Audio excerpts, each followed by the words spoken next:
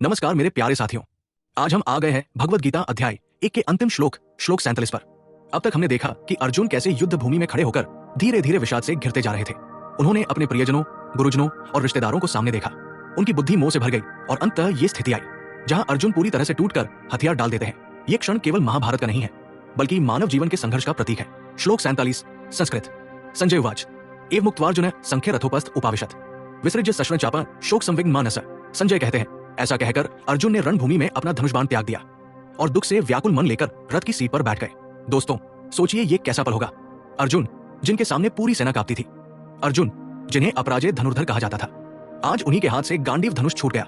युद्ध भूमि में खड़े होकर अर्जुन ने अपने शस्त्र फेंक दिए और बैठ गए, क्योंकि उनके भीतर मोह, दुख और करुणा का सागर उमड़ पड़ा था। उनके लिए ये युद्ध अब केवल रण नहीं था, ये उनके रिश्तों, उनके कर्तव्य और उनके धर्म की अग्नि परीक्षा थी। शास्त्रकारों ने लिखा है, अर्जुन का ये विषाद, अवसाद दरअसल मानव मन का ही प्रतिबिंब है।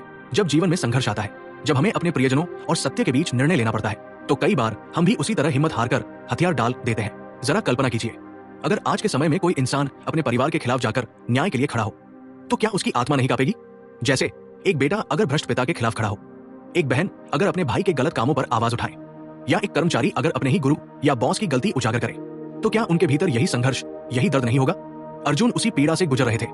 युद्ध भूमि में खड़े होकर उनका मन रो पड़ा, अगर अपनों का खून मेरे हाथों लगेगा तो ऐसी जीत किस काम की? यहाँ हमें भगवान श्री कृष्ण का अद्भुत खेल समझना चाहिए। उन्होंने अर्जुन को पूरी तरह से टूटने दिया। उन्होंने चाहा कि अर्जुन के मन की सारी उलझनें बाहर आ जाए, क्योंकि जब तक मन मोह और शोक से भरा है, तब तक गीता का ज्ञान उस पर असर नहीं करेगा। दोस्तों, यही कारण है कि जीवन में कई बार हमें भी कठिन परिस्थितियों से गुजरना पड़ता है।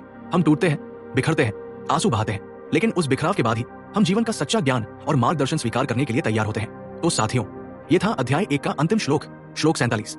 यहाँ अर्जुन अपने धनुष बाण त्याग कर रथ पर बैठ जाते हैं, पूरी तरह हताश, पूरी तरह निराश। और यही से शुरू होता है असली गीता का ज्ञान, क्योंकि जब शिष्य टूट जाता है, तभी गुरु अपना अमृत बरसाते हैं। और इस तरह हमने पूरा अध्याय 1 अर्जुन विषाद योग समाप्त कर लिया है। हमने अर्जुन की पीड़ा देखी, उनकी दुविधा देखी और उनके आंसू देखे।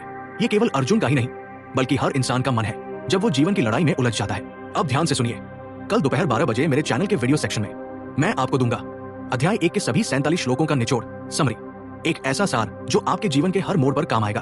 चाहे आप रिश्तों में उलझे हो, चाहे आप धर्म और मोह में फंसे हो, या फिर किसी कठिन निर्णय का सामना कर रहे हो। इसलिए जुड़े रहिए, और अगर अभी तक चैनल सब्सक्राइब नहीं किया है तो तुरंत कर लीजिए, क्योंकि कल से हम अध्याय 2 की उस दिव्य यात्रा पर निकलेंगे जहां स्वयं भगवान श्री कृष्ण गीता का अमृत देंगे। अंत में बस इतना कहूंगा, कमेंट में बताइए, क्या आपने भी कभी जीवन में ऐसा क्षण अनुभव किया है जहां पूरी तरह से टूटकर बैठ गए हो और फिर किसी मार्गदर्शन ने आपको उठाया हो?